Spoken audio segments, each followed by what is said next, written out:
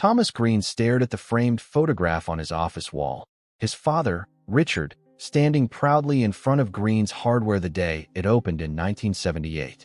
Back then, it was just a small corner shop in downtown Portland. Now, 45 years later, Green's had expanded to 15 locations across Oregon, and Thomas had been at the helm for the last 20 years. He rubbed his temples, trying to ease the tension headache that had been building since the morning's board meeting. His younger brother, Daniel, had once again pushed for aggressive expansion into Washington state, a move Thomas considered premature and financially risky. The board had been divided, with most of the family members supporting Daniel's vision while the non-family executives backed Thomas's more cautious approach. "Dad would have backed me on this," Thomas muttered to himself, swiveling his chair to look out at the rain-slicked streets of Portland. The late October drizzle matched his mood perfectly. At 58, Thomas had spent his entire adult life building on his father's legacy, carefully growing the business while maintaining the family values that had made Green's a trusted name in hardware. The gentle knock on his door broke his reverie. "Come in," he called, expecting his assistant with the quarterly reports he'd requested. Instead, his daughter Emma walked in, still wearing her raincoat, her dark hair damp from the rain. "Thought I'd find you brooding in here," she said with a half-smile. At 32, Emma was the marketing director for Green's and the only one of Thomas's 3 children who had shown any interest in the family business. His sons had both pursued careers far from retail, Jason as an environmental lawyer in Seattle and Michael as a professor of literature at Reed College. "Not brooding, strategizing," Thomas corrected, gesturing for her to take a seat. "Your uncle is determined to push us into expansion before we're ready."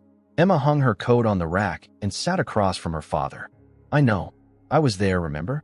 She picked up a paperweight from his desk, a chunk of Oregon basalt his father had given him when he took over as CEO. "But maybe Daniel has a point. Our brand recognition in Washington is already strong, and our online metrics show significant customer interest from Seattle and Tacoma." Thomas frowned. Emma had always been close to her uncle. Daniel had no children of his own and had taken Emma under his wing when she joined the company straight out of business school. Sometimes Thomas worried that Daniel had influenced her more than he had. "It's not about brand recognition, Emma. It's about capital allocation and risk management. We need to take on significant debt to open 4 new stores simultaneously. Or we could accept outside investment," Emma suggested, not for the first time. "Parkwood Ventures has made it clear they'd." "No." Thomas cut her off firmly.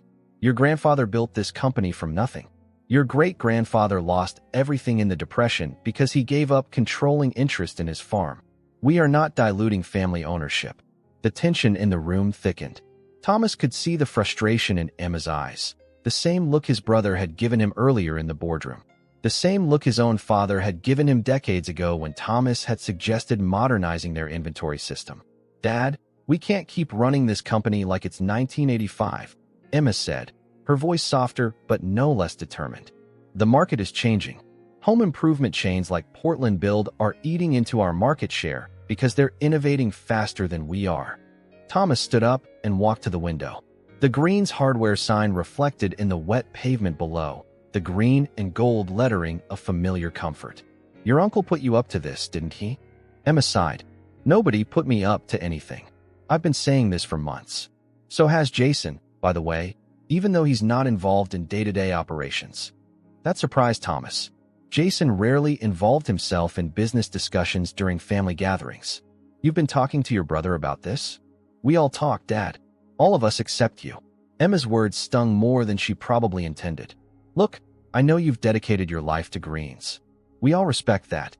But times are changing, and if we don't adapt..." The phone on Thomas's desk rang, interrupting her. He glanced at the caller ID, Daniel. With a sigh, he let it go to voicemail. "He'll just keep calling," Emma said. "Let him." Thomas returned to his desk. "We'll discuss expansion again next quarter. Right now, we need to focus on the holiday season. Black Friday is 5 weeks away, and we're still having supply chain issues with our winter inventory." Emma recognized the dismissal in his tone, but didn't move. "There's something else you should know," she said, her voice suddenly hesitant. "Daniel is meeting with the Crowley family tomorrow." Thomas froze. The Crowleys owned Crowley Home Supply, Green's biggest local competitor. "What for?" "I don't know exactly. He didn't tell me all the details, just that it might change the playing field. Emma met her father's gaze, her brown eyes, so like her mother's, filled with concern. I thought you should know. The betrayal hit Thomas like a physical blow. He's looking to partner with them?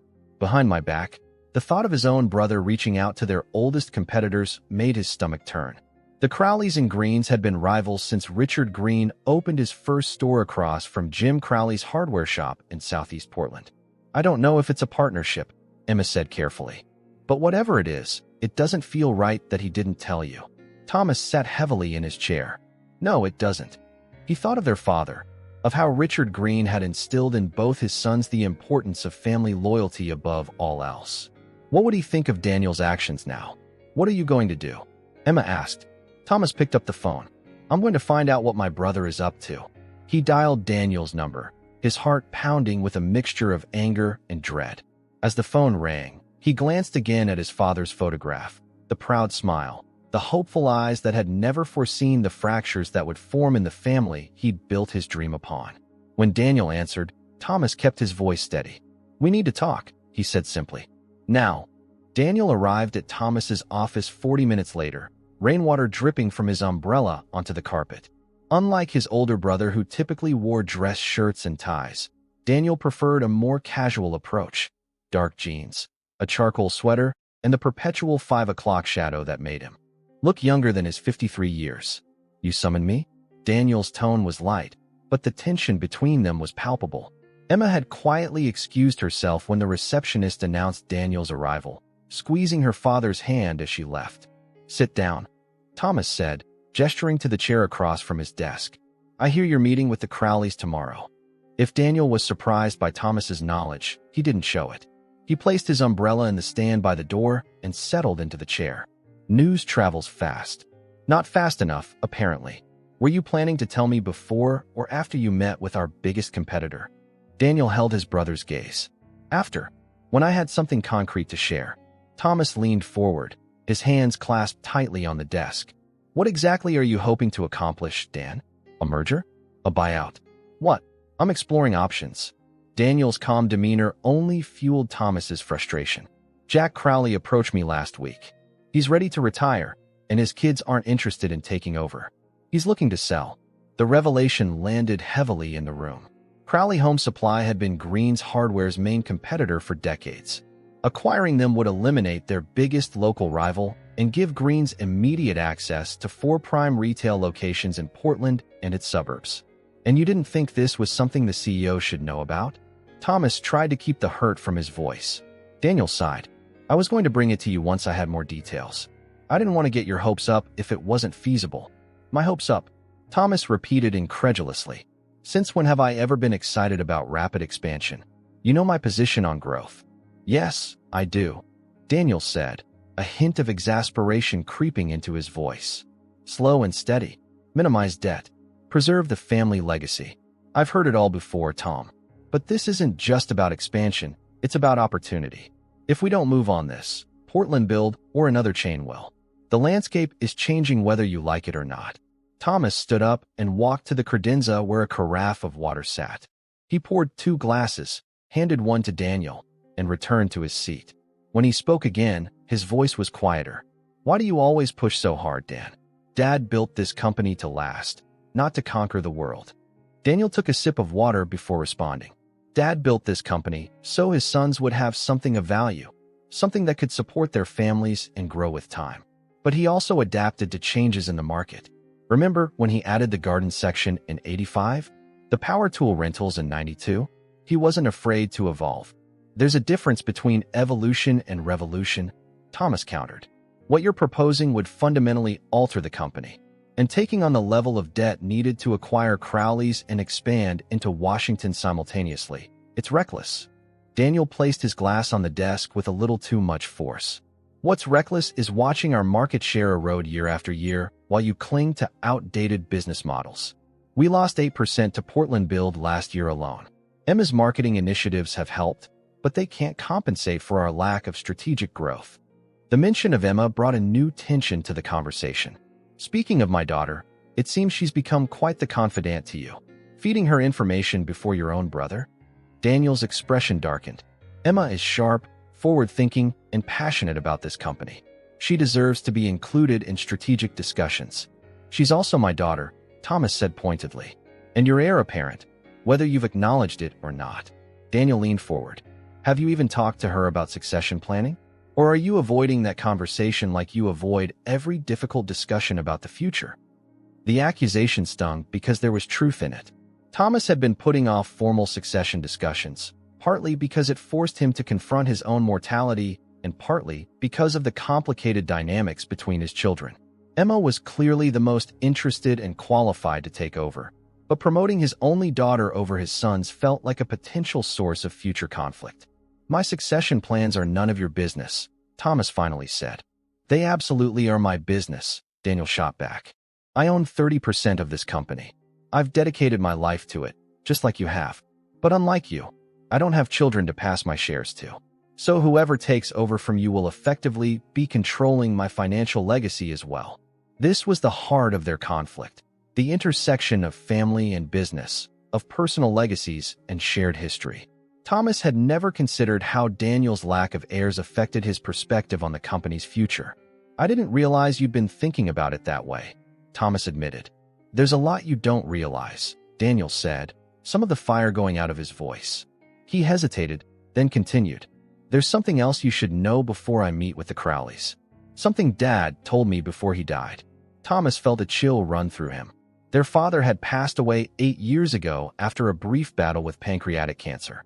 In his final weeks, he had spoken privately with each of his sons. Thomas had assumed those conversations were similar, expressions of love, final pieces of advice. But Daniel's tone suggested otherwise. What are you talking about? Daniel reached into his pocket and pulled out a folded piece of paper, weathered, as if it had been handled many times. Dad left me a letter, asked me not to share it until the time was right.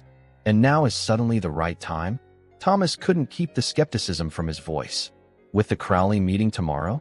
Yes. Daniel unfolded the paper carefully and slid it across the desk. Read it. Thomas recognized his father's handwriting immediately, the neat, precise letters that had filled order forms and inventory sheets for decades. The letter was dated 2 weeks before Richard Green's death. Daniel, there are things in business, as in life, that we regret. Paths not taken. Opportunities missed. My greatest regret was not purchasing Jim Crowley's store when he offered to sell it to me in 1982. Pride and fear held me back. Pride in building something entirely my own, and fear of the debt I would need to assume. That decision cost our family millions in potential growth. It spawned a rivalry that consumed too much of my energy over the years. I've never told Thomas this story because I feared it would alter his perception of me. He has always seen me as decisive and confident, qualities he has tried to emulate, sometimes to his detriment. You, my son, have the vision I lacked at critical moments. Trust that vision, and when the opportunity presents itself again, as I believe it someday will, don't let history repeat itself. With love and faith in you both, Dad. Thomas read the letter twice, his hands trembling slightly. He looked up at Daniel, whose expression had softened. Why didn't you show me this before? Thomas asked, his voice barely above a whisper. Because I knew what it would do to you, Daniel answered honestly. You've built your entire leadership philosophy on what you thought Dad would do. Finding out he had regrets, that he might have done things differently, I wasn't sure you could handle it. The office fell silent except for the gentle patter of rain against the windows. Thomas carefully refolded the letter and handed it back to his brother, his mind racing with implications. That evening, Thomas sat alone in his kitchen, nursing a glass of bourbon and staring at the family photos arranged on the refrigerator door. The house felt particularly empty tonight. His wife, Karen, was in San Diego visiting their first grandchild, Jason's 3-month-old daughter.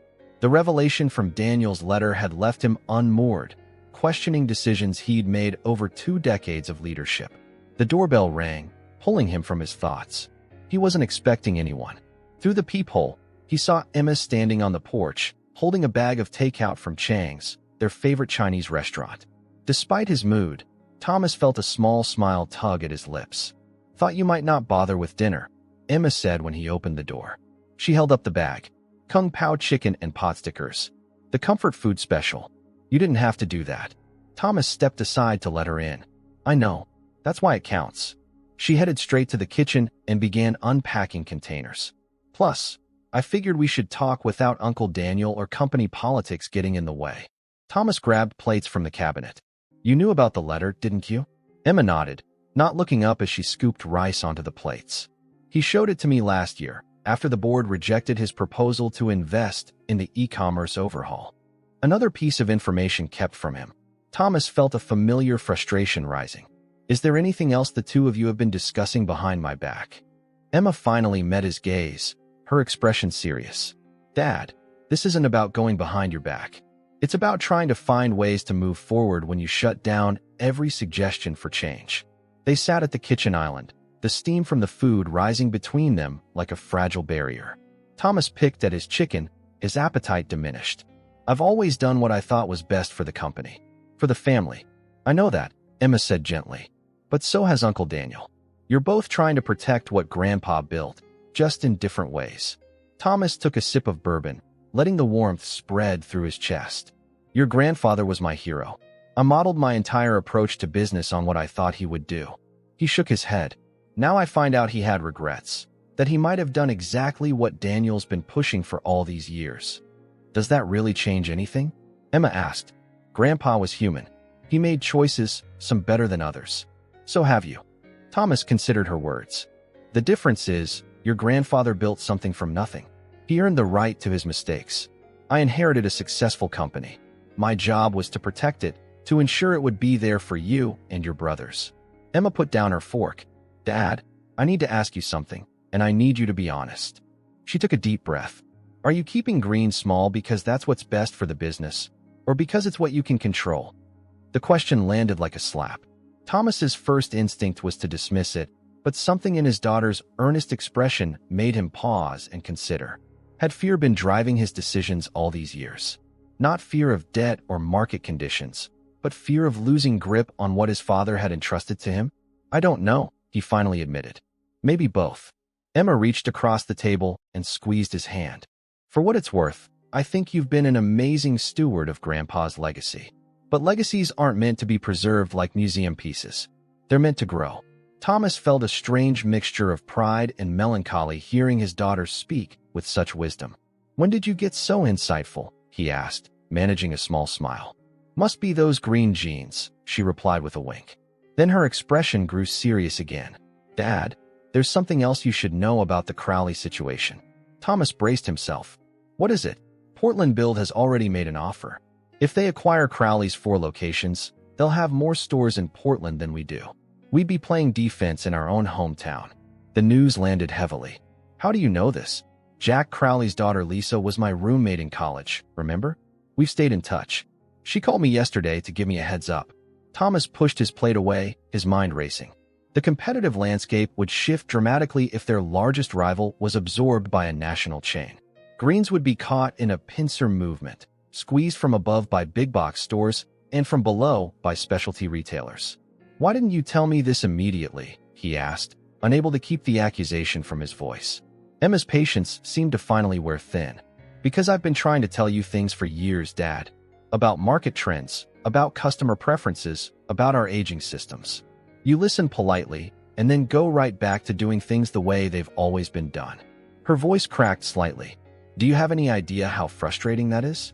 To see problems coming and not be able to address them. The raw emotion in her voice caught Thomas off guard. He'd always prided himself on being a good listener, on having an open-door policy with all employees, especially family. Had he really been so dismissive of her input? Before he could respond, his phone buzzed. A text from Daniel. Just got word. Portland Build meeting with Crowley tomorrow morning before us. Need to discuss ASAP. Thomas showed the text to Emma, whose expression tightened. If they get to him first with a solid offer, we might not even get a chance to counter. We're not prepared to make an offer tomorrow, Thomas said. We haven't done due diligence, haven't secured financing. Uncle Daniel has, Emma interrupted. He's been preparing for this possibility for months. He has preliminary financing lined up through First Oregon Bank, and he had our accounting team quietly review Crowley's publicly available financials. The revelation that such significant work had been done without his knowledge or approval should have angered Thomas. Instead, He felt a strange sense of relief. At least someone in the family had been planning ahead. Why didn't he bring any of this to me? Thomas asked, though he already knew the answer. Emma gave him a pointed look. You know why. Thomas stood and walked to the window, staring out at the rain-slicked street. The neighborhood was quiet, most homes already dark. He thought about his father's letter, about the regret of opportunities missed. Was he about to repeat that same mistake? Call Daniel, he said suddenly, turning back to Emma. Tell him to come over. And call Jason and Michael too. Emma looked surprised. Now? It's almost 10. Yes, now. If we're going to make a decision this big, I want all of us involved. This isn't just about the business. It's about our family's future. As Emma made the calls, Thomas refilled his bourbon and tried to organize his thoughts. For 20 years, he'd seen his role as preserving what his father had built. Maybe it was time to build something of his own. Not a new business, but a new vision for the company that included the perspectives of the next generation. By midnight, the kitchen was crowded with family. Daniel arrived first, bringing financial projections and acquisition scenarios. Jason joined via video call from Seattle, his legal expertise proving valuable as they discussed potential antitrust concerns. Michael showed up in person, and though he had little interest in the business itself, he offered thoughtful insights about the cultural implications of merging two long-standing local companies. As the night wore on, Thomas found himself doing something he realized he hadn't done enough of lately. Listening. Really listening to his brother, to his children, to their hopes and concerns for the company that bound them together. By 3 a.m, they had the outline of a plan, an aggressive but carefully structured offer for Crowley Home Supply, with contingencies for counteroffers from Portland Build. They would present a united front at the meeting, with Thomas and Daniel attending together. As everyone prepared to leave, Daniel pulled Thomas aside. Are you sure about this? It's a big departure from your usual approach. Thomas looked around at his family, tired but energized by the night's collaboration. I'm not sure about anything anymore, but I am sure that I don't want to write a letter someday telling my children about my biggest regret. Daniel nodded, understanding the reference to their father's letter. For what it's worth, I think Dad would be proud of tonight. Not because of the decision itself, but because we made it as a family. Thomas put his hand on his brother's shoulder.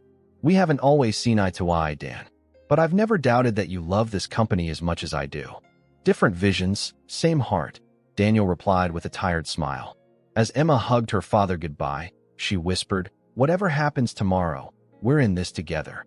Thomas watched from the porch as his family dispersed into the early morning darkness. The rain had finally stopped, and the streets glistened under the streetlights. Tomorrow would bring challenges, regardless of the outcome with Crowley. There would be difficult decisions about leadership, about structure, about the future direction of the company. But for the first time in years, Thomas felt the weight of sole responsibility lifting from his shoulders. The company wasn't just his to protect anymore. It belonged to all of them, each with their own gifts to contribute to its next chapter. That, he realized, might be the most valuable legacy his father had left behind. Not the business itself, but the family who would guide it forward, together.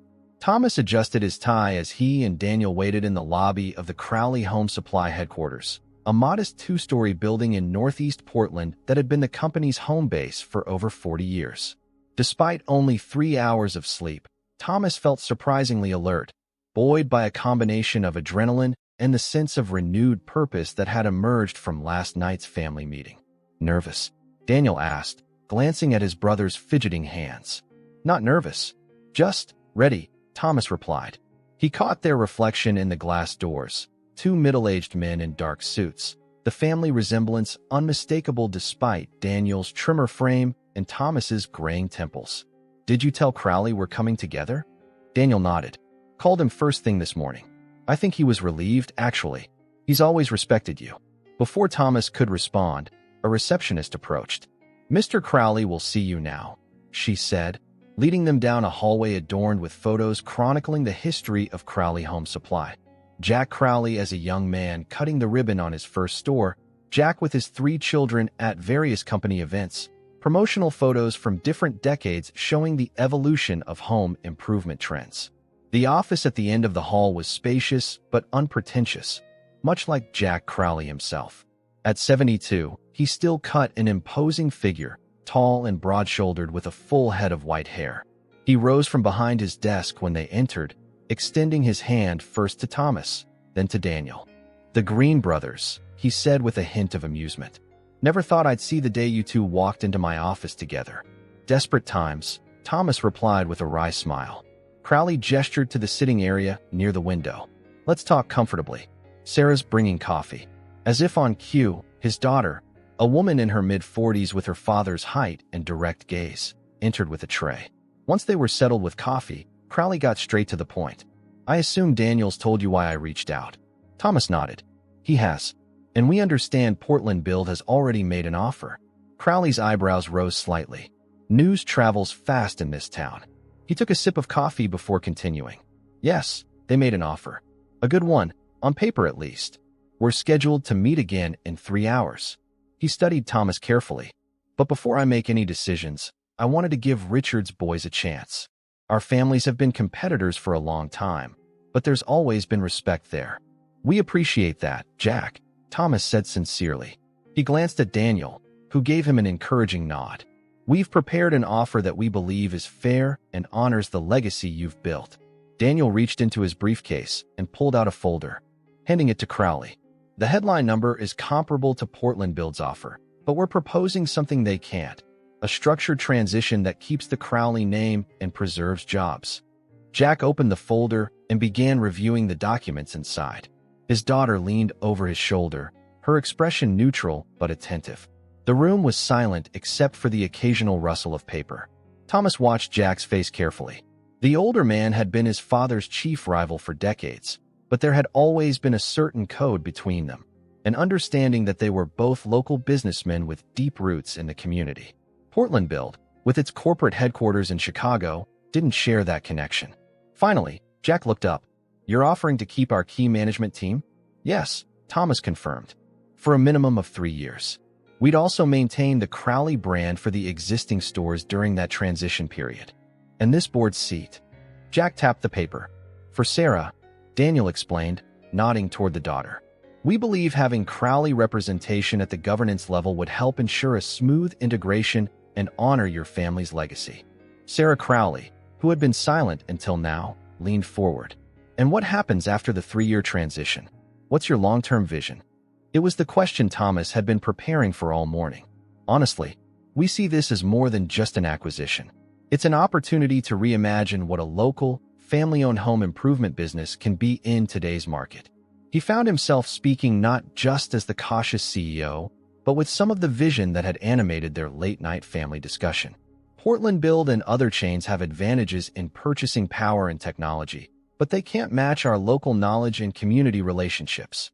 Combined, Daniel added, Greens and Crowley would have the scale to compete effectively while maintaining the personalized service that's kept both our companies going for generations. Jack Crowley was watching Thomas intently, as if searching for something in his expression. "Richard always said you were the steady one, Thomas. The careful builder. I've respected that about you." His eyes shifted to Daniel. "And you've got your father's ambition and flair." He closed the folder, handing it to his daughter. "What changed? Why now, after all these years of measured growth?" Thomas exchanged a glance with Daniel. How could he explain the transformation that had occurred in his thinking over the past 24 hours? The letter from his father, the revelations about missed opportunities, the recognition of his own fear of change. It was too personal, too complex to articulate fully in this setting. Instead, he opted for a simple truth. "The world changed, Jack, and I finally realized that we need to change with it." He leaned forward, meeting the older man's gaze directly. "But some things shouldn't change, like keeping local businesses in local hands." Jack rubbed his chin thoughtfully. "Portland Build is offering cash. No contingencies, no financing conditions. We can match that," Daniel said confidently. "First Oregon Bank has provided a commitment letter." He pulled another document from his briefcase.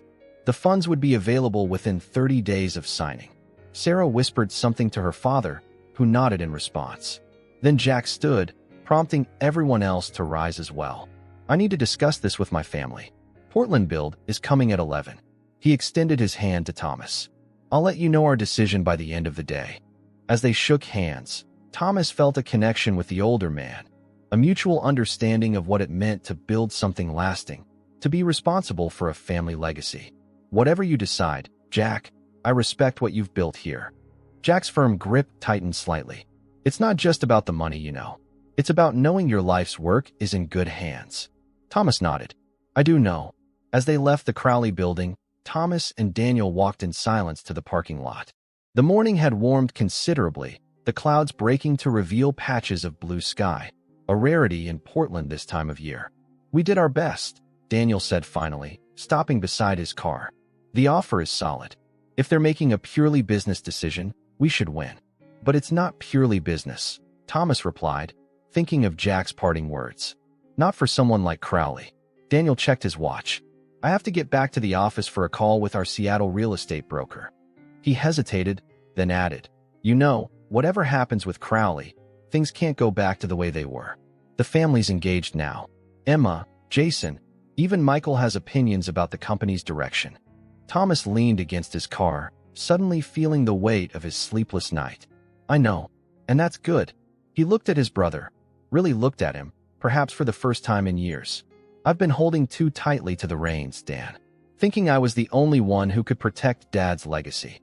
Daniel's expression softened. You did protect it, Tom. For 20 years, you kept us steady through recessions, housing market crashes, the rise of Amazon. But protection isn't enough anymore. No, it isn't, Thomas agreed quietly.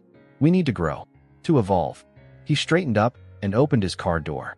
Whatever Crowley decides, we move forward with the Washington expansion and the e-commerce overhaul Emma's been pushing for. The smile that spread across Daniel's face was worth the concession. I'll believe it when I see the board vote, he said, but his tone was light, almost teasing. You'll see it, Thomas promised. Now let's get back to the office. We have work to do. As Thomas drove back to Green's headquarters, his mind was already racing with next steps. He'd need to call a special board meeting, talk to the bank about financing options beyond the Crowley acquisition, set up a task force for the e-commerce initiative with Emma at the helm. For the first time in years, he felt the exhilaration of building something new instead of just maintaining what already existed. Whether or not the Crowleys accepted their offer, Thomas knew one thing with certainty. Green's hardware would never be the same again. Jack Crowley called at 4:17 p.m. Thomas was in the middle of a meeting with the marketing team when his assistant interrupted with an urgent message. He excused himself, hurrying to his office with his heart hammering against his ribs. Jack, he answered, trying to keep his voice steady. Thanks for calling. Thomas, the older man's voice gave away nothing. I wanted to let you know we've made our decision. A pause that felt eternal. We're accepting your offer. With a few minor adjustments, Sarah will email to your legal team. Relief washed over Thomas, so intense he had to grip the edge of his desk to stay upright.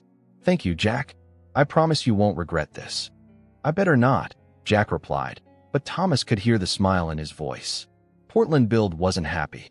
Offered to increase their bid by 12% on the spot. Thomas's stomach tightened. But you turned them down. Some things matter more than money, son. Your father understood that. I think you do too. Another pause. There is one condition I want to discuss directly with you, not through the lawyers. Of course. What is it? Sarah. She's smart. MBA from Stanford, worked for McKinsey before coming back to help me run the family business. I want your personal guarantee that the board seat isn't just window dressing. She needs a real voice in the combined company. Thomas thought of Emma, of her frustration at not being heard. You have my word, Jack. Sarah will be a valued member of our leadership team. In fact, I think she and my daughter Emma will work well together. Good. That's what I needed to hear. Jack's voice softened slightly. It's not easy, letting go of something you've built from the ground up. But knowing it will still be run by families who care about this community, that makes it easier. After ending the call, Thomas sat at his desk for several minutes, processing the magnitude of what had just happened. Green's was about to nearly double in size overnight. The acquisition would stretch their resources, challenge their systems, and fundamentally alter the company's trajectory. It was terrifying and exhilarating. His intercom buzzed. Mr. Green, your brother is here to see you. Send him in. Daniel burst through the door, his usually composed demeanor replaced with barely contained energy. Well, did Crowley call? Thomas couldn't hold back his smile. We got it. They accepted our offer. Daniel let out a whoop and pumped his fist, a gesture so unlike his normal buttoned-up persona that Thomas couldn't help but laugh. I knew it. I knew Jack would see the value in keeping it local. He dropped into the chair across from Thomas. We need to call an emergency board meeting. And the bank. And, already on it, Thomas assured him. I've asked Linda to schedule a board call for 6 o'clock. The executive team at 7. And I've left messages for our contacts at First Oregon Bank. Daniel shook his head in amazement. Look at you, moving at the speed of light. Who are you, and what have you done with my cautious brother? Very funny. Thomas rolled his eyes, but there was no real annoyance behind it. We have a lot of work ahead of us, Dan. Integrating two companies with decades of separate history and culture isn't going to be easy. No, but it's going to be worth it. Daniel leaned forward, suddenly serious. I've been thinking about leadership structure for the combined entity. Obviously, you remain CEO, but we need to consider roles for the Crowley management team and our own people. Thomas nodded. Jack made it clear that Sarah needs a meaningful role. She's joining the board, but I think we should consider her for an operational position as well. What about Emma? Daniel asked. She's been pushing for the e-commerce director role for months. The question gave Thomas pause. Emma was certainly qualified, but promoting his daughter immediately after such a major acquisition might be seen as nepotism. On the other hand, she had earned the opportunity through years of dedicated work and innovative thinking. Let's talk to her, Thomas decided. See what she wants. This acquisition changes everyone's trajectory, not just ours. Daniel nodded, then checked his watch. I should call Melissa before the board meeting. Let her know we'll be working late again. Melissa, Daniel's wife of 25 years, had long ago accepted the demands of the family business on her husband's time. Go ahead, Thomas said. And Dan, thank you for pushing me on this, for seeing what I couldn't or wouldn't see. Daniel paused at the door, a rare vulnerability crossing his features. We make a good team when we're not busy driving each other crazy. With that, he was gone, already dialing his phone as he walked down the hallway. Thomas turned to his computer to review the draft press release they'd prepared, but a knock at his open door interrupted him. Emma stood there, her expression a mix of hope and uncertainty. Is it true? Uncle Daniel's assistant is telling everyone we got Crowleys. Thomas beckoned her in. It's true. Jack called about 10 minutes ago. Emma's face lit up. Dad, that's amazing. She crossed the room and hugged him, something she rarely did in the office. I'm so proud of you. Proud of me? Thomas pulled back, surprised. Why? Because you took a risk. A big one. That couldn't have been easy after all these years of... She stopped herself. After all these years of playing it safe. Thomas finished for her, with no bitterness in his voice. It's okay. You can say it. It's true. Emma sat in the chair Daniel had just vacated. So what happens now? Now. Thomas ran a hand through his hair.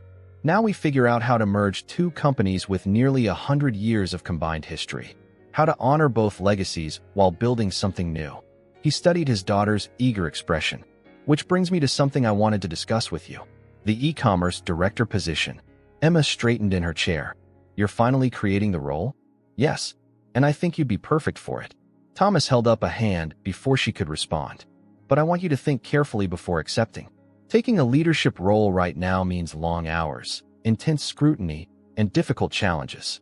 It would put additional pressure on you as my daughter. People will watch your every move, question whether you earn the position.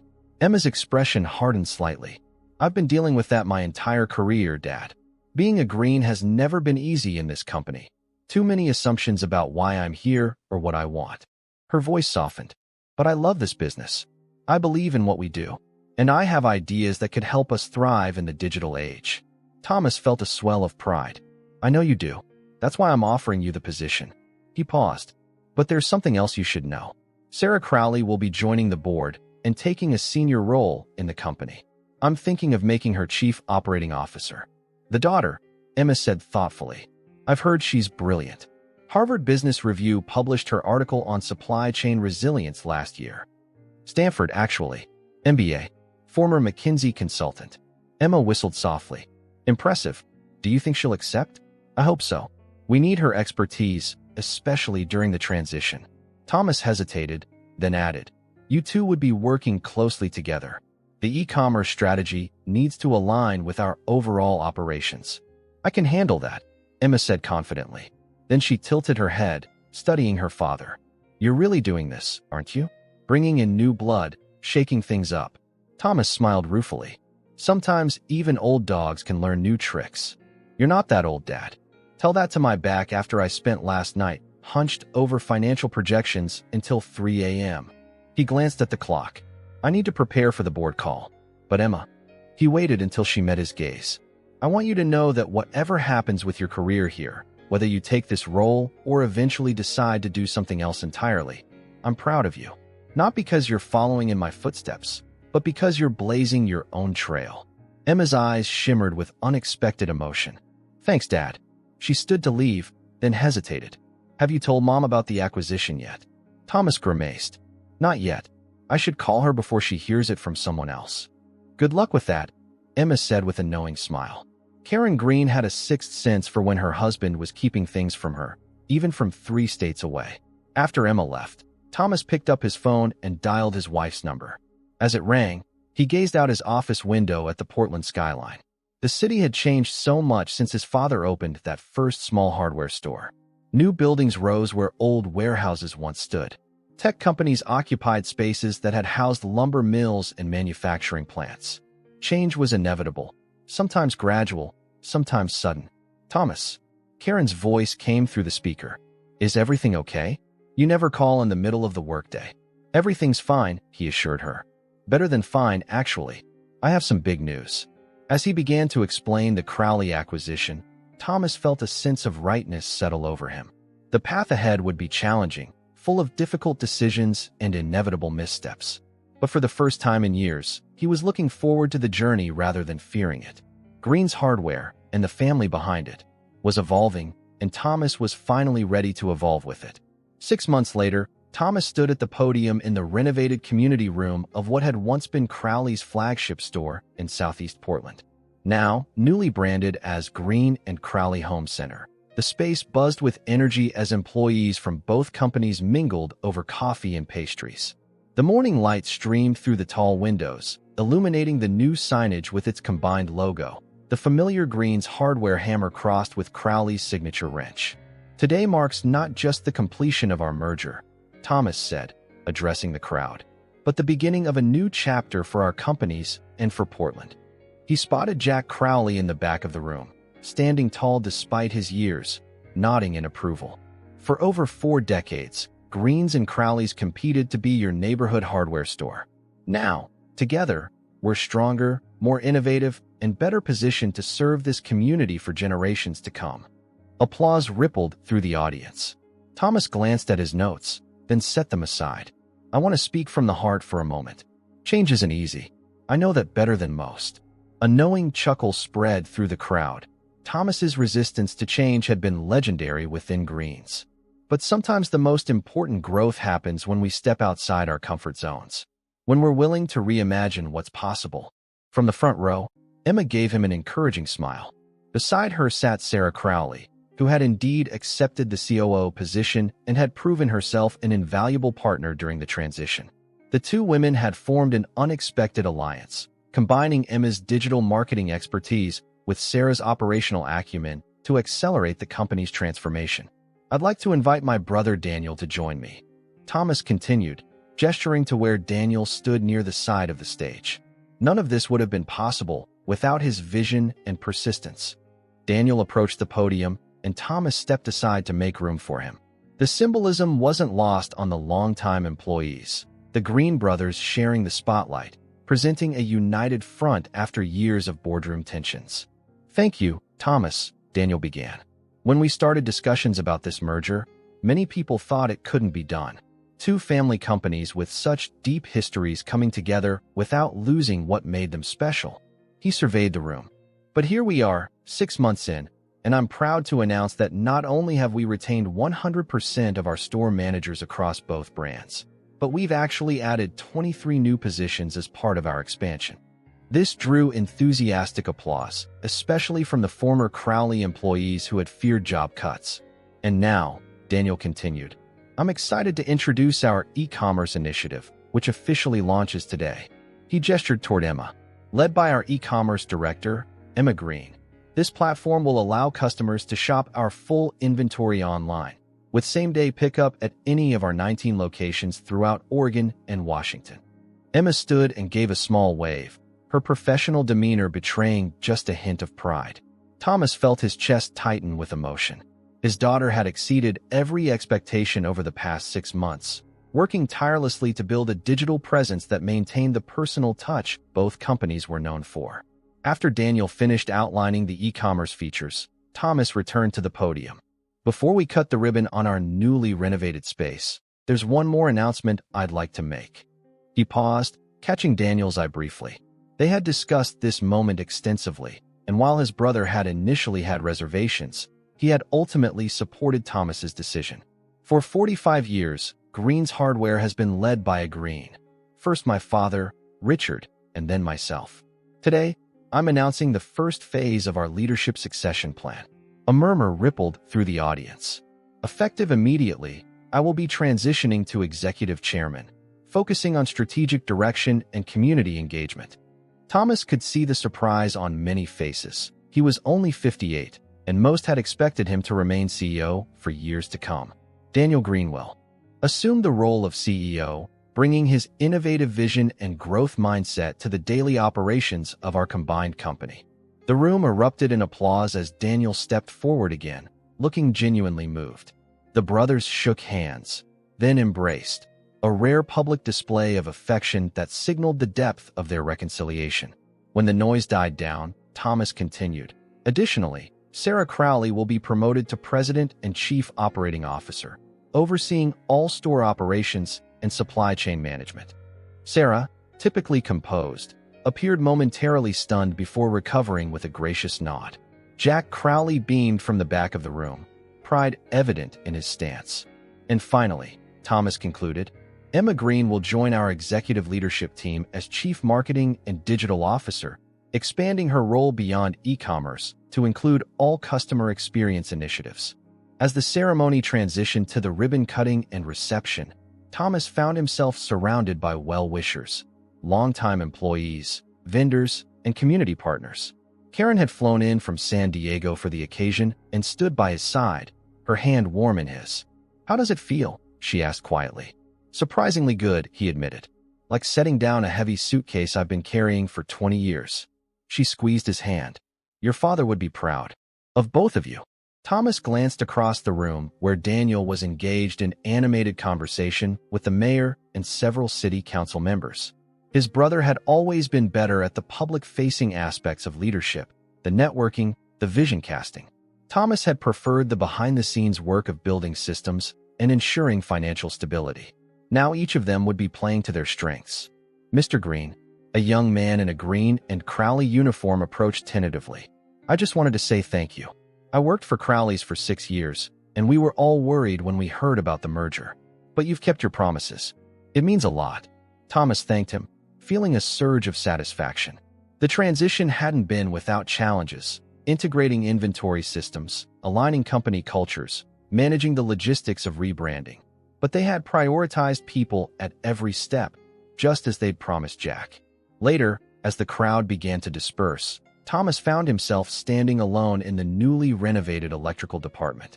The familiar smell of lumber and metal mingled with fresh paint. He ran his hand along a display that showcased both traditional tools and the latest smart home devices, a physical manifestation of the company's evolution. "There you are." Daniel's voice came from behind him. "The mayor wants photos with the leadership team out front." Thomas nodded but didn't move immediately. "Remember when Dad used to let us stock these shelves on Saturdays? He paid us 50 cents an hour and thought he was being generous." Daniel chuckled. "And we thought we were rich." He moved to stand beside his brother, both of them gazing at the merchandise. "It's still hard to believe we actually did this. Merged with Crowley's, expanded to Washington, launched e-commerce. All in 6 months. It is pretty remarkable," Thomas agreed. "Though I have a feeling the next 6 months will be just as challenging." Sarah mentioned the Seattle stores are still having inventory system issues. "Always the worrier," Daniel said, but his tone was affectionate rather than critical. "We'll figure it out. That's what we do." Thomas turned to his brother. "You're going to be an excellent CEO, Dan. You've been ready for years." Daniel looked momentarily vulnerable. I couldn't have done it without you laying the foundation. Building something from scratch is one thing. Taking something successful and not breaking it, that's what you did for 20 years. That's the legacy I'm inheriting." They walked together toward the front of the store where Emma, Sarah, and the other executives were gathering for photos. As they passed the customer service desk, Thomas noticed a framed photograph he hadn't seen before. His father and Jim Crowley, competitors in their prime, standing side by side at a Chamber of Commerce event in the early 1980s.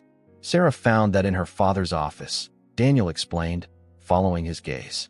"Thought it should be displayed here." Thomas studied the image of the two founders, noticing how, despite being rivals, they stood with a certain mutual respect, both men products of their era and their shared values. He thought of his father's letter, the road not taken, the merger that might have happened decades earlier. Perhaps everything happens when it's meant to, Thomas reflected. Not too early, not too late, but exactly when the people involved are ready for it. Outside, the spring sun had broken through the clouds, casting warm light on the new Green and Crowley sign. The photographers were arranging the leadership team on the steps. Thomas spotted his sons, Jason and Michael, who had driven down from Seattle and across town respectively to support the family on this important day. "Dad, we need you and Uncle Daniel front and center," Emma called, waving them over.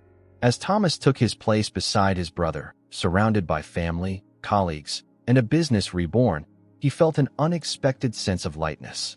For years, he had viewed his role as a guardian of the past, a protector of what his father had built. Now he understood that the greatest honor he could pay to that legacy was not to preserve it unchanged, but to help it grow, evolve, and flourish in new hands. The photographer counted down, and Thomas smiled, not the reserved, professional smile he typically wore for business photos, but a genuine expression of contentment and hope for the future. The camera flashed, capturing the moment when one chapter ended and another began, not just for Green's Hardware or Crowley Home Supply, but for the families who had built them from the ground up.